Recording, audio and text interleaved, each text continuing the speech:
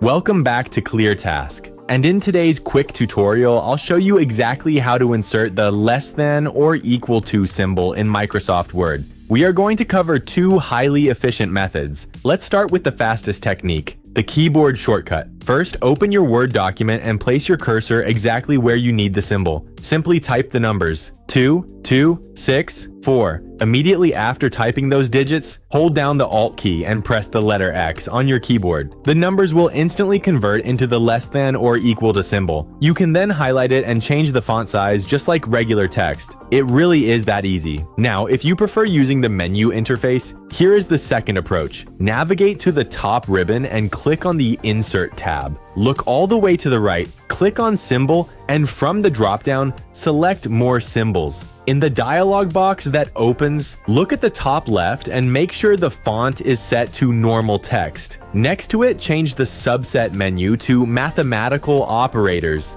Locate the less than or equal to symbol in the grid, click on it, and hit Insert. Once it appears on your page, you can click Close. And that's it. Two quick, clean ways to get the job done. If this streamlined your workflow today, please drop a like and subscribe to ClearTask for more straight-to-the-point technical tutorials. Thanks for watching. Thanks.